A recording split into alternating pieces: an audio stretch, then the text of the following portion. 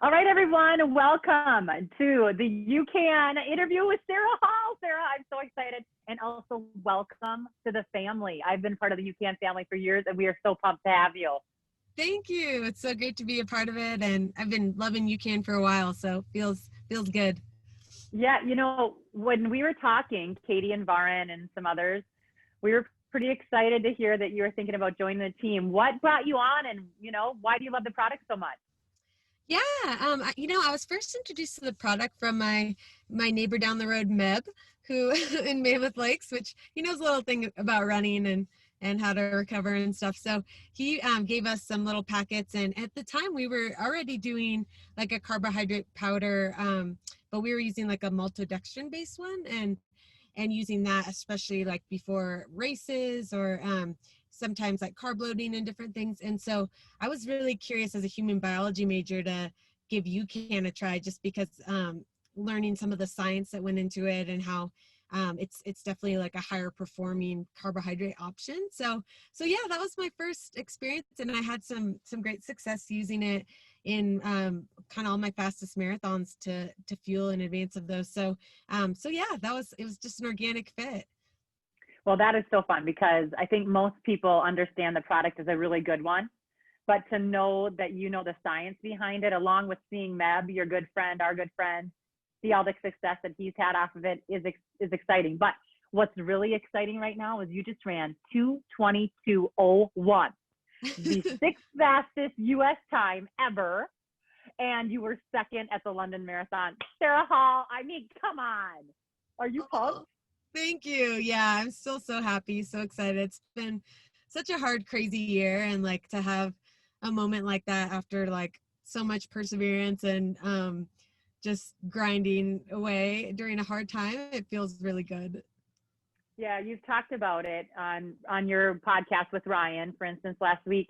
You talked about the disappointment that you had at the Olympic trials, and everyone had you as one of the favorites to make that team for the U.S. Olympics in 2020. Now will be 2021. Coming and going to London with everything we've had to deal with, and that Olympic trials performance, this must be really special to get that high and to know that you're there where you think you are. Yeah, it did feel really redemptive, just because like I knew my trials buildup had gone better than Berlin, and so I obviously the not making the team was the greatest disappointment of my career, but I was like, well, I'm still have built all this fitness, and like I want to use that towards the track trials and towards like other races, other marathons. And then everything was just canceled, and it's like all that hard work of the trials buildup, I didn't really get anything to redeem that. And so to finally get that at the end just felt really, really good. And you use that killer kick of yours that just is, when I raced against you, I knew I needed to be ready for it. And still, at the age of 37, it is almost better than ever. Yeah, I feel grateful. I think a lot of the kick is strength, like getting to the point in the race where you're strong enough where you're still able to access that. And so the stronger I get as I get older, I'm not getting faster necessarily, like my top end speed. It's probably a little worse, but I think I'm able to kick just as effectively because of that strength. Mm-hmm. Your husband's a 2:04 marathoner, the fastest ever American. He is now a different athlete. He is a muscle man, and he's still as cute as ever. I could say that because I've been saying it for years. I love that guy. But now he's your coach, and you guys have 4 wonderful daughters that you adopted from Ethiopia. You have such a story, Sara, but you still have such excitement and drive and commitment to the sport. And one at times has been tough. You've had a lot of success, multiple U.S. championships.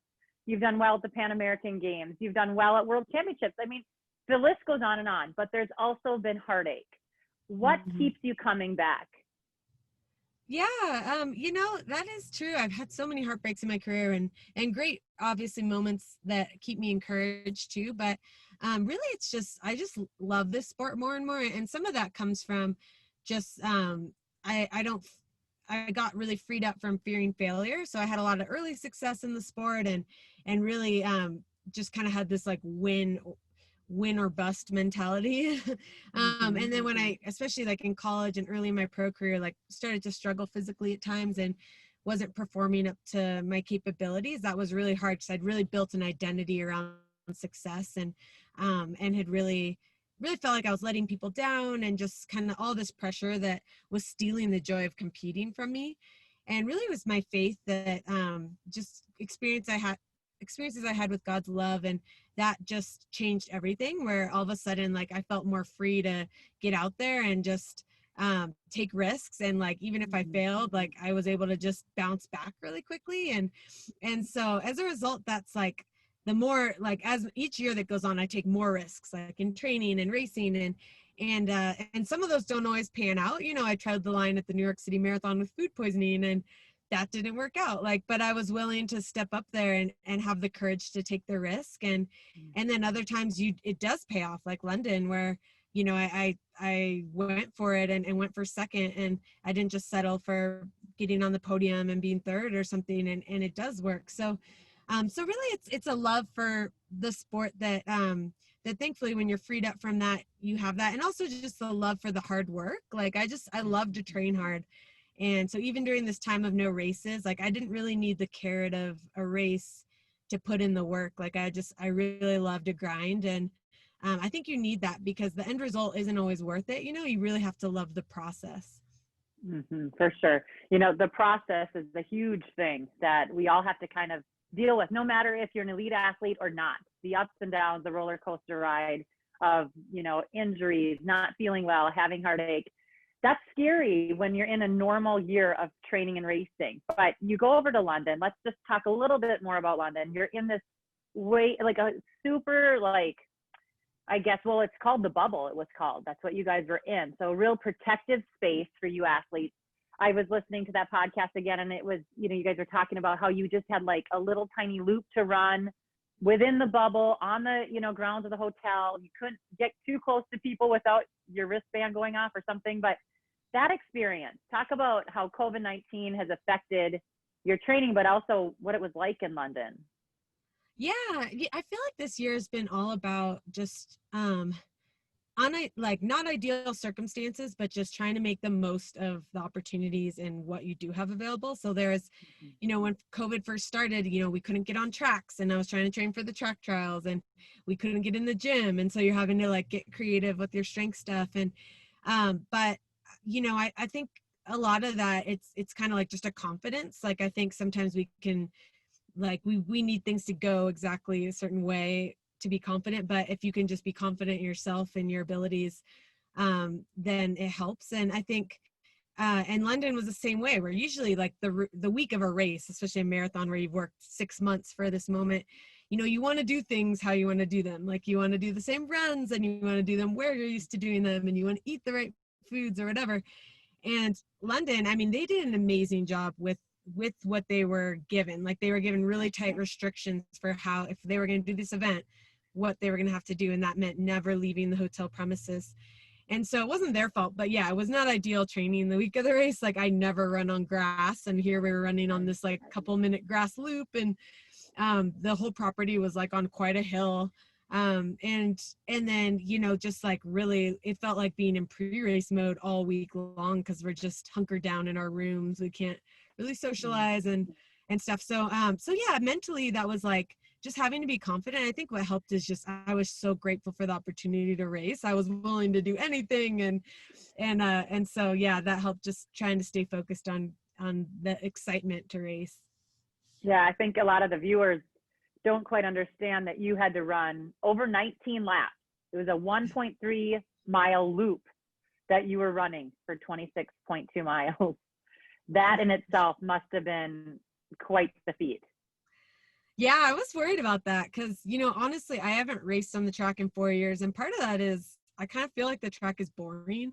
Like, I really love the roads, and like, I would rather not run in circles if I don't have to. And so here we were going to run 20 circles, like and it's like, you know, 5 times the time of a 10K on the track. And like, to think about that, like, I was like, man, the 10K on the track feels so long. Like, what is that going to feel like to run in circles for like 2.5 hours, you know? But I tried to really prepare for that in training. I did a lot of stuff on a loop course, and also just I knew that the quiet, no spectators, I'd never run a marathon that way too. Like usually the crowd just gives you so much energy out there and so much excitement. And so I was like, it's going to be quiet. It's going to be boring. But again, like just so grateful for the opportunity, and tried to, like, anytime in training, I felt nervous about that part of it. Just be like, but I get to do this race, against all odds, get to do a world marathon major in the time of COVID. So yeah. It's pretty cool. How many marathons have you done now, Sara? That's a good question. I feel like about 11 or so. It's been It's about been that many. Yeah, it's been 5 years of marathoning. I've done at least 2 a year, so that makes sense. Goes Yeah. by quick. So we have to mention, and I have run once already, but you're 37, so you're getting a little older. You're never going to catch me. I'm always going to be 5.5 years older or whatever, but you're getting older, and we've been doing a couple of these, interviews for Ucan about staying in the game longer. And I think all of us, we had Meb on, now we have you, and it's just so exciting to see that we can get better as we get older, or we can figure out how to maybe not always PR like you still are doing, but how to continue to get the joy out of it and to see some great results. So let's talk about why you think things are going so well for you, and why even Ryan says he still thinks you have better races and better performance ahead of you. Yeah, that's been a little bit surprising, but I think it's a number of factors, but one is really, like, you can keep building that aerobic capacity if you can stay healthy and injury free. So kind of recovery has been just a big focus of my career, especially since being a marathoner, and I feel like that's kind of my strength. And so that is a big part of that is nutrition, obviously. I try to eat pretty healthy and give my body what it needs. And I think a product like Ucan is really unique in how it is a slow release of energy throughout the day versus spiking your insulin and having a lot of that fuel go to fat because there's only so much your muscles can take in one sitting.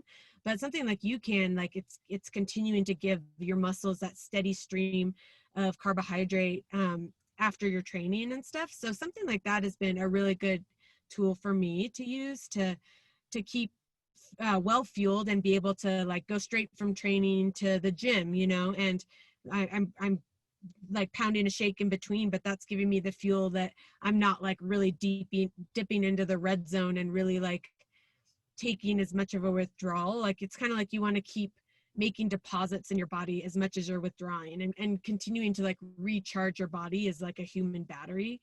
So I try to be really good about all the little things, like sleeping really well and getting the right body work that I need. I spend a lot of hours going down to see my therapist in Phoenix and working through injury, little things that pop up, or and yeah, it's all that is like a really big picture of like how your body's handling the training, right? So it's like two people can do the same training, but the effect it has on your body and how much you're absorbing that training is going to vary depending on what you're doing outside of training. And I found the more I kind of dive into like how good I can be at recovering, the better I absorb the training, even at my age. And I feel like my biological age is younger than what it is on paper. For sure. Let's dig into that a little bit more, though, because you talk about listening to your body, and that is like a common term, right? In the running world, it's always listen to your body. But what does that mean to you? Like when you have those red flags in your mind, like something's off. And again, you guys talked about it on his podcast where there were a couple, I don't know if it was weeks or a couple workouts where you had to step back, and you have to tell this amazing marathoner that's your husband, which sometimes I'm sure it's hard to say, hey, dude, I'm tired here. And also a guy that's been through everything you have been through. Like, how do you get that red flag and listen to it and not say, oh, no, I'm going to keep going and push through at this time? Yeah, I think having a coach helps because I'm definitely more of the like aggressive type. Like I want to keep pushing through with running faster and more and stuff. But at the same time, I'm pretty good at listening to my body on the easy days. So I only run as fast as my body is kind of dictating on those days, where I think that's a trap people can fall into is having kind of running the same every day, and versus like having like hard days and easy days. And so like my hard days are really hard but I might run sometimes like 8-minute pace the next day, which for an elite athlete is like on the slower end, you know. So some of that is how I listen to my body, and also just being in tune with what it needs nutritionally. Like I really don't let myself get hungry or like be low blood sugar, so I really want that steady energy coming into my body throughout the day. So I've just learned to be like in tune. It's kind of like your gas meter in your car where it starts beeping when it gets low. Like that's kind of how I just am. After doing this for so long, I'm kind of really in tune with that. And so products like Ucan are great in that they help keep you in that really in the good zone versus like the big peak and then the big crash in a few hours later. And they have some great bars and stuff too that are great snacks to help with that, so that you're not just always drinking like liquid meals. But yeah, you know, it's a lot of it's nutrition, and it's I think just communicating really well with your team, and just being honest and gathering whatever data you can. So I track my resting heart rate, I check my heart rate variability, and some of those metrics give you a sense of how stressed you are. So right now I actually feel great. I feel ready to go. I want to get back into training, but my heart rate's still super high from the race, and my HRV is showing that my body's still really stressed. So it's if you have some of those metrics, that can help where maybe you might be more inclined to be more aggressive. So yeah. Mm-hmm. Yeah, being flexible is a big thing that you talk about, and making sure that you get it all in. I mean, you have to be flexible when you're a mother of 4 and you have girls at all different ages. You were talking about having to sit in the car because you needed to have Ryan's laptop work because you have kids at, you know, distance learning and things like that. So how are you flexible with your training so you can get the most out of life? Because Sara, I mean, you and Ryan always have a smile on your face, and you guys are always happy, and you're giving, and you're just an awesome couple that have done so much for the world of running, but the world in general. So how do you stay flexible in your training, but also in life, so you get the joy out of everything?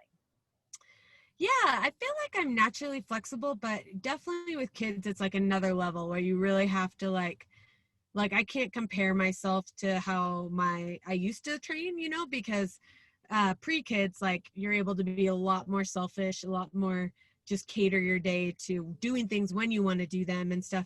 So I think one thing is comparison, you know, like for me, it's not healthy to compare myself to someone without kids and like how they live their lifestyle. And I think I just have to keep encouraging myself. I've still been improving like every year since being a mom. So like, you know, obviously like it's challenging. It's not ideal to have 4 kids in this career, but like I still am doing it, and I'm doing better each year. And so just feeding yourself those like positive things. And then I think I've learned to just be good at getting things in when I can. Like sometimes I'm in the airport and I'm like busting out my core work like in the airport, you know, and like just no shame, like just like, well, or I'm at my kid's soccer game and like everyone else is kind of hanging out and like chatting and stuff, and I'm like the weird person over there like doing like rehab exercises or something.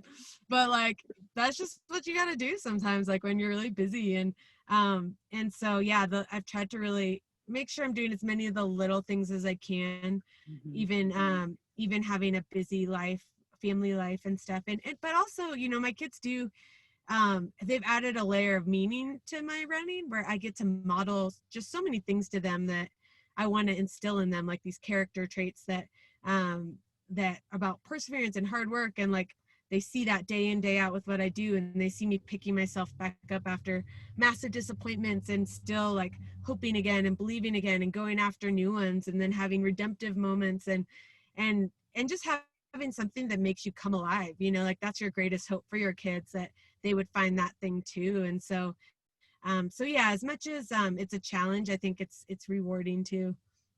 When your kids see you disappointed and then they see you happy, like how do they deal? Because they're older now. I mean, your youngest, Lily, is it Lily? Yeah. How old is she? She's 10 now. Yeah. Same age as Ruby. So and then Hannah is now in her freshman year of college, getting coached by Sarah Slattery. So cool. I know. It's awesome. All comes full circle, right? But you know, they're all at different ages, but they all kind of learn these life lessons through both mom and dad. But right now you're kind of at the highs and the lows in front of them, and they also understand the sport so well because a lot of them are doing it. How do you handle that? Like when you bring your disappointment home, how do they handle that? And then also, having the race of your life, just like you had last weekend. Yeah, I try to invite them into the process for sure. And unfortunately, like I'm able to rebound after disappointments pretty well. Like this one took me a while, the trials for sure, but I wasn't like in a depression, like moping around the house. Like I was definitely like moving on in general, but like in my heart, I was still like heartbroken from this. But yeah, I want them to kind of see those highs and lows, because I think inviting them into the process is how you can teach them those things. And I think like just being vulnerable and being willing to like put yourself out there and be courageous, and how honestly sometimes you want to play it safe after a big disappointment. You don't want to like put yourself out there again, but that's the conversation I had with them the day of the trials. Actually was like, you can't do that. You can't play it safe. Like you got to like keep going for it and do the things that are in your heart. And so yeah, they're so much like so supportive of my career. Like they never am like, I don't know, why are you gone this weekend at a race or whatever. Like they're cheering me on. They're getting up at odd hours to watch the race live because they're excited about it. And they keep telling me like, keep competing, keep going, mom. And so so that's huge. Like just having their support. We all support each other, right, in our family. And I think I get to be out there cheering for my daughter in her cross country races now, and I've seen like it affect how they approach their running or things like, or one of my daughters wants to be an actress, and just her drive with that, so yeah, it's rewarding. So cool. You talked about the little things. You are the queen of recovery. I mean, ran Berlin, and then not even 8 days later, you won the U.S. championships right here in my home state at the Twin Cities TC 10 mile. And now again, you said you're feeling great, but you're watching your levels and you're watching your heart rate. How do you recover so much? And then let's also talk about that sleep, because as a parent, sometimes it's interrupted, but it is huge. And I know that you guys have always been big on getting your rest. So let's talk about that. Yeah, I definitely protect my sleep a lot, and thankfully my kids are older, so I'm not like doing nighttime feedings and things. That's been one benefit, but yeah, I've definitely, I track my sleep. I make sure, like, one of the greatest disruptors of sleep is hunger. So what I love about UCAN is actually it was developed for a boy that had a glycogen storage disease where he wasn't able to store glycogen and was having to get up and eat all throughout the night. And so he would take it before bed, and it would allow him to go like, I think the whole night, or at least just need one more feeding in the night, because of its slow release of carbohydrates. So UCAN is a great thing that I'll do before bed, just so and especially the one with the protein, because protein right before you sleep, your body kind of slowly feeds on that too, and it goes to like your muscles and recovering and stuff. So yeah, that's a great option for helping support your sleep, as well as like limiting like blue light before you sleep. So I try not to be on my phone or watching the TV or anything as much, and making sure your room is cool enough and dark enough. Like you try to make it as like a dark cave as possible, and then make sure your husband doesn't snore when Ryan starts packing on the pounds. That's always a challenge. But wow, yeah, that's funny. but yeah, sleep is huge.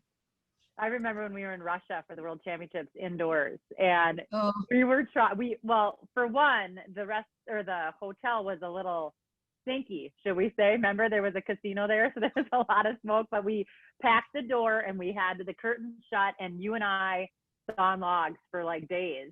And I also remember us doing a 16-mile run in the hallway of that huge hotel. So again, being flexible and, going with the flow, but we both, can remember those times and remember that sleep is so important, and recovery and all those little things that you talk about. Let's get into nutrition here a little bit. You've kind of touched on it. You like to eat. You always have, you're a good eater. So am I. Like that's probably the highlight or one of the highlights of this career is we love to eat. But you are someone that pays attention, and you want to have a low sugar diet. Have you learned that more so as you've gotten older, that the lower the sugar, the better you perform?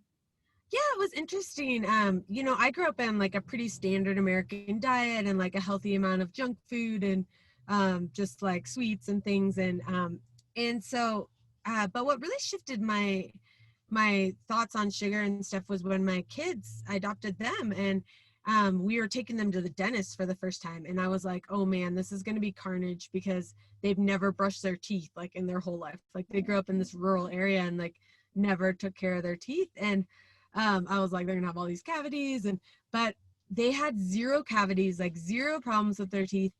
And I was talking to the dentist, and he's like, well, what was their diet like? And I was like, well, it was like beans and vegetables and injera, which is like a seed. And he's like, yeah, they probably didn't eat. And asking them, like, they had zero sugar, like they didn't have even like fruit or fruit juice or even those things. And so it just got me thinking differently, like, man, what are we doing, like where we're like our bodies are like decomposing because we're eating so much sugar, you know? And just the inflammatory part of that too for recovery, like you're trying to minimize inflammation because training hard is really inflammatory on your body, and sugar is like pretty much like the most inflammatory thing. And so so yeah, I think that's what kind of got me to shift. I kind of wanted to keep my kids in that mode, because I was like, this is healthier for them.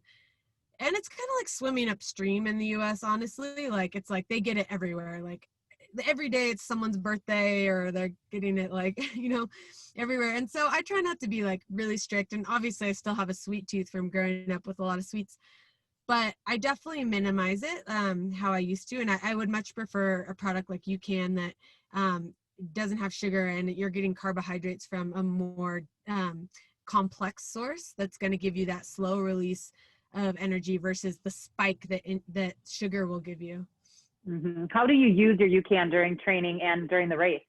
Because I know you were using it, but now we're all able to hear that you're using it. Do you have a certain concoction that you like with Ucan, or is it just a straight up recipe that they've offered? Yeah, well, in the days leading up to the race, I like to eat normal food because I'm human and we like food, you know?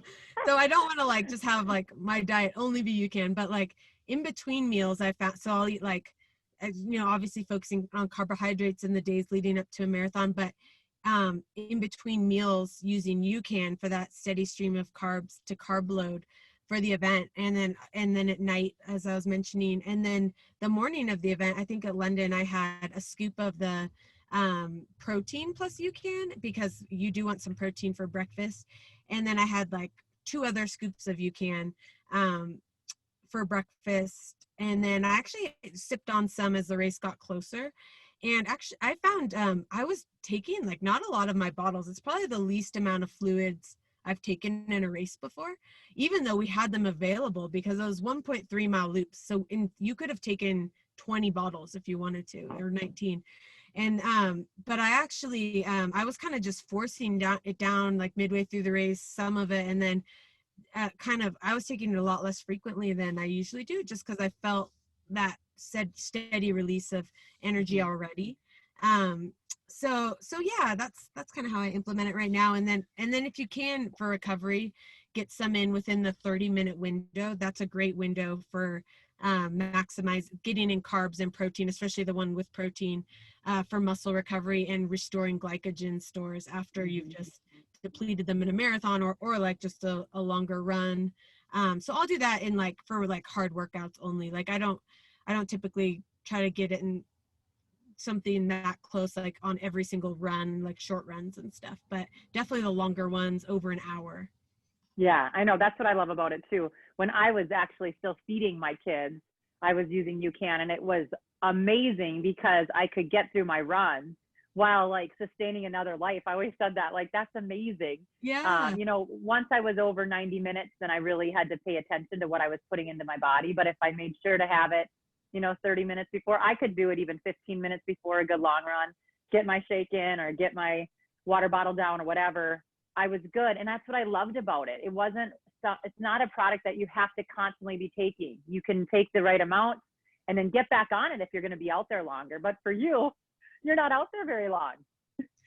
Yeah, that's true. Yeah. And as you mentioned with nutrition, I think that's one thing that I should have mentioned too, is as far as this is on longevity. I think that's one thing that I feel like has helped me is just like eating enough too, like getting in enough, as you mentioned. And I think that's really important, especially as a young woman. Like just as you're building your bones, your bone mass and stuff. And if you're not getting enough calories and enough good fuel, like your body starts leaching calcium out of your bones and they get porous and you start getting stress fractures and you start getting injured more often. And it cuts so many careers short. And I think just eating healthy, eating enough food, like throughout my career has helped me be able to continue to improve at this later age and continue to enjoy this like more than I ever have. And so it's like we all love running or whatever sport it is. You want to keep enjoying it late into your life, like it's something you could do forever. So but you want your body to be able to be in a place that it can handle the pounding. Yeah, I agree. And we have all watched you and watched you lead by example in that. I mean, you are so fit and you are so ready to race when you need to be, but you are very, you're in tune with your body and you make sure that you're healthy foremost. Like running is great, but you want to be a healthy individual on top of that. But I want to get into mindset now. And I know, you and Ryan are such a team and you have been. I mean, you are his biggest cheerleader and he's your biggest cheerleader and maybe one of the biggest cheerleaders now with all his new muscles. But, he is someone that's on the sidelines and he's excited and he's fired up and now he's coaching you. And listening to that podcast again, it was really fun to hear him talk about your mental toughness and, how you got through your training for it, but also through that race, which had a lot of different elements to it. So let's talk about your mindset and how you train your brain to get through these races, but also to now think beyond and to think about the track, which you haven't been on in years for 2021. Yeah, a lot of it, kind of as I alluded to, like you have to figure out what things are holding you back, right? Like what are the things that are stealing the joy from competing or keeping you from competing at your best? And for me, I find through my faith, I'm able to identify like just lies I'm believing about myself or maybe it's people's criticism that's affecting me that I've just gotten good at blocking that out or, different things. I think I've figured out stuff that's holding me back and what can just allow me to focus on the love of competing and the love of Ryan and I went on this sled dog trip in Norway, and I love this analogy, but it's like you walk out there to start like hooking the dogs up to the sleds, and as soon as they see you, like they start going crazy, all of them, like pulling at the chains, like wanting to be the ones picked to like pull the sled and run. And then you get out there and they just will run themselves to death. Like they love to run hard. You have to be on the brake like the whole time, otherwise you'll like go out of control. And if you have to stop for any reason, they turn around and they'll like start like whimpering at you and getting mad at you that like they just want to run. And like I try to have that image going into races, because I think sometimes we have this dread that comes on us where it's like all of a sudden we're like, what if I don't like meet these goals, or what if I run bad, or what if, and it's almost like we don't want to put ourselves out there and take the risk and be vulnerable. But I try to just shift into that mindset of like, no, this is what I was made to do. Like, I want to be the one like picked to pull the sled today and like get out there and like just like enjoy like running hard, enjoy like the Roger Bannister quote, like in the joy of going all out, I forgot my pain, and it's like, yeah, there are definitely painful moments of London, but not at the finish when I'm kicking down the world champion. Like that, at that point, it's just like a rush and you love that period, and I think that's something that, yeah, hopefully in training too, you just really start to love the hard work. And it's not like, yeah, it's painful at times, but it's like, it's fun to challenge your body. It's fun to like see what it can do. And yeah, that's kind of my approach. Yeah, I mean, you talked about enjoying the hard work, and you have to a lot of times, because it's just you and maybe Ryan on the bike if he has time, if he's not running around after an event after the girls. So how do you explain that? Like enjoying the hard work, enjoying getting through that pain. Yeah, it's really it does help to have a community. So I do have Ryan a lot of times in my hard workouts. I have Rachel Schneider, who's up here in Flagstaff, and those, doing it alone, everything alone, that is a hard grind. I think the more you can bring people in to push you at times, like Rachel really pushes me in the speed stuff on the track and a lot of times on runs, and I think that really helps. If you're always intrinsically motivating yourself every single day, that can be tiring. And I felt that a bit with COVID this year. It's like there was no kind of build up races to get excited about. And I had to have this like really long-term perspective that like, hopefully something was going to pop up down the road. And meanwhile, I was still putting in that hard work. But yeah, the more you can kind of, whether it's like exploring new trails or like listening to music or different things, like it helps to, you definitely want to have some times where you're in silence and you're just grinding and you're building that mental toughness, but also having times where you're just tuning into like what you enjoy about running, how to do it with people, and yeah. So though, you're pretty extraordinary. I mean, really, when you think of it, you went down and ran 108, sixth fastest U.S. half marathon time again ever run on a bike trail in Eugene. And there was, hardly anyone down there. And just the way that you can get through these races, and maybe your body's recovered, but a lot of times our mind takes time to recover from those hard efforts as well. So when you look back at your career, and maybe you can't quite see it right now because you're in it and it's you, but I think when you look back, when you're like me looking at Sara Hall, it's pretty extraordinary. And it's pretty awesome to watch and to see you continue to do better. 2021, I mean, after running 2:22:01 for 26.2 miles, what do you think about for 2021?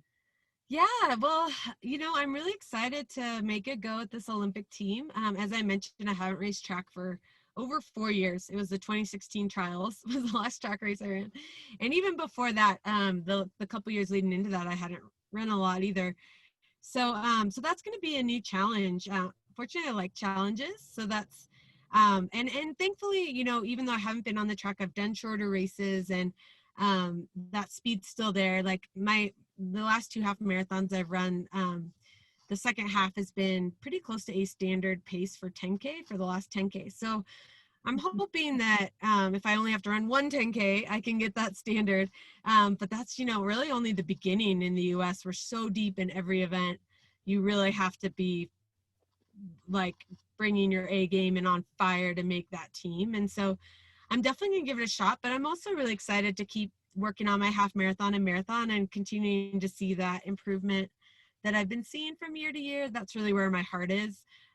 So maybe even before the trials, or we'll see what's available next year. It's such an unknown. And I just want to encourage everyone out there listening, as that's a hard period to be in, where you just don't know when you're going to get to toe the line next time. That as you mentioned, that half marathon I did on a bike path, it's like, find a way to just get out there and test yourself. Like I really needed that as my build up to London, because I needed to just see where I was at. I thought I was in the best half marathon shape I'd been in, but find someone we can't have someone pacing us on the bike to make it an official race, but you guys can. Like, so find someone to bike exactly the pace you want to go, just lock in behind them, like put on some techno music, or find someone else to run with you to pace you, and find a nice interrupted route. And yeah, I think that helps to just have some things to break up the training and just kind of see where you're at. Yeah. How are the girls doing? Before we let you go, we got to ask about the girls. Are they hanging in? They're doing well. Yeah, they're still doing school at home, which now they're used to, and they're really adaptable, thankfully. But yeah, it's been a challenging year for them too. Mia's track season got canceled, but fortunately here in Arizona, surprisingly, they're having cross country races. Yeah. Some of the early ones got canceled, but she's getting a chance to race. So I feel really thankful for her. The other girls' sports have been kind of canceled. So yeah, we're trying to make the most of it. And we spent a month in Colorado, and that was nice to just get a change of scenery. And since they're going to be online at school anyways, so saw a lot of family members, and yeah, trying to make the most of this time, but they're doing well, thanks. I don't know if your kids love Ucan as much as mine, but we typically have a chocolate shake every afternoon after school when, everyone's blood sugar is totally dropped and we're all cranky. But that's been my saving grace along with my training. So I hope that you have incorporated that into the family as well. Yeah, I want to keep doing. I haven't had as much product to share. I've been like selfishly hoarding it to myself, but I know they're gonna love the bars. So I definitely am gonna start introducing them to those. once I get more. Oh, I'm sure they're going to hook you up. We are so excited to have you as part of the family. And all of our listeners, if you want to see Sarah's favorite products, you just go to ucan.co/Sara. That's ucan.co/SARA. And you have all your favorite products on the website now. And we can all follow you. And just, we're so excited for 2021, Sarah, regardless of what happens on the track or on the roads. You always bring the excitement. So bravo to both you and Ryan and the girls, and welcome to the family. Oh, thank you so much, Carrie. Great to see your face. Yeah. Get after it, you guys. Thank you, Sarah. Yeah.